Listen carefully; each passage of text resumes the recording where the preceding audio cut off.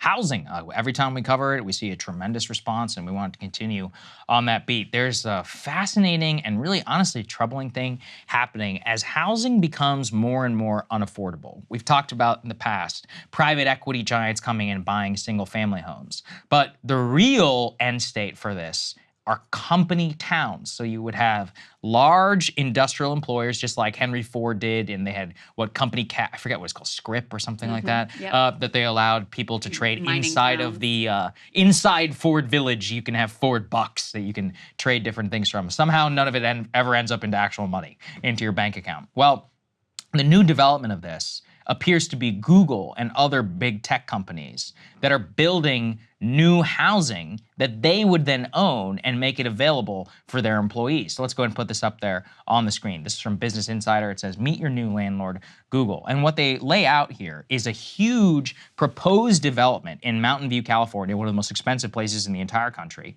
There's 7,000 new homes, 3 distinct neighborhoods, 300 square feet of retail and community space. None of it bears the name Google, but what they say is that these corporations are using their considerable sway and resources to build modern company towns, mini cities that will feature all the trappings of traditional civic life, housing, shops, and public spaces. The projects won't have corporate logos on the buildings. Many of the units will be technically available to the general public, not just employees, but in the grand scheme of real estate, they are distinct. After running up against the housing shortages, companies like Google, Meta, and Disney are now taking matters into their own hands, and they will create places that have no names even technically attached to them. Middlefield Park, Willow Village. They might as well be, though, called ZuckTown or Google City. So we have some of the quotes here. We can put this one up the screen. For example, Google's North Bay Shore project, the new community, will replace a suburban office park with a sprawling new neighborhood in the heart of Silicon Valley.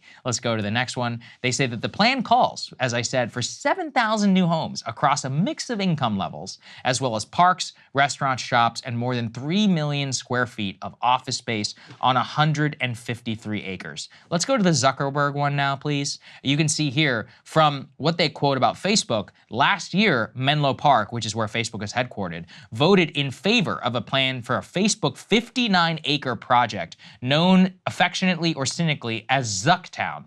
It promises 1,700 homes as well as office, hotel, and retail.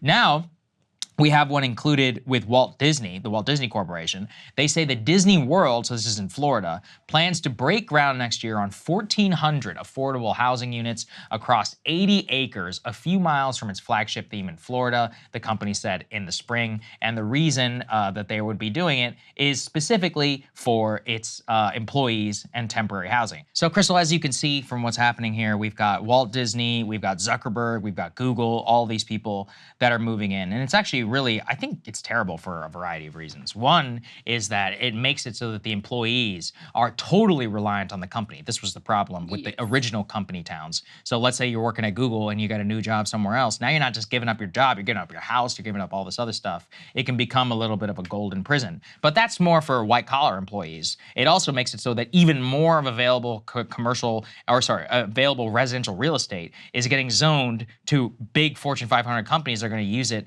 than to their own ends and not allow people to come pick and choose as they may for what they would privately be able to either lease and or own. So if this is the available housing stock and you're going to shrink it to what they can own, it's not good. And it has a bad track record history-wise. It has to have a bad track record. And there's a reason for that. I mean, it really is like everything old is new again. My dad and his side of the family, they're from West Virginia. So I have a lot of, and his dad was a coal miner. So I have a lot of familiarity with like the West Virginia mining company towns. And same thing, they sort of framed it as this like humanitarian, like, you know, virtue signaling of, oh, we're going to build all this housing and then workers can live so close to their job and, you know, we're going to have a great school system, et cetera, et cetera. But just think about from your perspective, you want to have your boss in charge of also like where you live and be paying rent to them. Let's say you have a problem with the house, because we're not talking about you owning your home. They own it. You're paying rent to them. Let's say you have a problem with the housing. Let's say they, you know, aren't fixing the plumbing or some other issue, which happens all the time in a, you know, landlord-rentee situation. Are you going to feel confident, you know, raising a fuss about that? So the real goal here for these companies is not altruistic They're wrapping it in, oh, there's an affordable housing crisis, and some of these units are going to be for people who's, below median income, et cetera, et cetera. The real goal is to have more control over their working population and to get butts back in seats in the office after the remote work revolution and to hopefully turn a buck while they're doing it as well. So it's very troubling. It's very dystopian. And it fits also with the trends of, we've talked about the way that permanent capital has gotten in the game of buying up all these single family homes. They're making it more and more impossible for people to be able to have their own home, own their own home, have control over their own lives, et cetera. So think about, okay, for those of you who live in neighborhoods that have HOAs and have homeowners association, like, is Google going to now be involved in like the running of your homeowners association? Those things are a nightmare to begin with without getting your boss involved in it as well. Because that's what happened in the company towns of yore. They would run the schools, they would stack the local political officials so that all of the policies that passed were beneficial to them.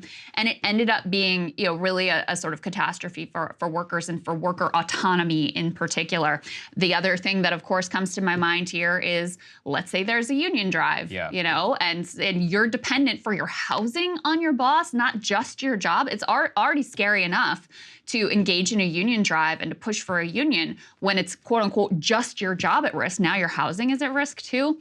Very, very dystopian potential scenarios that are quite obvious and apparent to see how it could fold out. It also shows you how these municipalities become weights. So actually, back in the day, there was a time when the governments would even pay their employees not in dollars, or pay them in script because of the towns themselves. They ended up having to outlaw that during the Great Depression because governments were printing script and it didn't end up pegging it or having any monetary value. But we had to learn a lot of those lessons from the 1880s all the way up till the 1930s when this became really popular because of the amount of control, and that when those companies went bust, then the whole thing just gets totally wiped out. What they even point out here is that we have a modern day version of this where, because everybody's bidding for HQ2 for Google and all these municipalities really want this, they're giving them tremendous amount of tax breaks, and including they're relying on them to fund the housing that's accessible to them. But this creates all kinds of skewed tax incentives where you're totally reliant on the major employer to do everything for you. And then again, what if they change their decision? What if a city down the road is willing to offer them something? Then things could change. So there's a lot of dangers, I think, when we continue to go down this road. And are you going to give preference in terms of hiring to people who say they want to live in your neighborhoods? Are you going to prefer them over someone who wants to live outside and own their own home or whatever? So the fact that you have such a disastrous housing landscape, especially in a lot of California cities, but in all kinds of places across the country, it creates this predatory opportunity for these companies to posture like they're doing something that's altruistic for the community, altruistic for their employees, when really all they're seeking is more money and more control. Hey guys, if you like that video, go to breakingpoints.com, become a premium subscriber, and help us build the best independent media organization on the planet. That's right. We're subscriber funded. We're building something new. We want to replace these failing mainstream media organizations. So again, to subscribe, it's breakingpoints.com.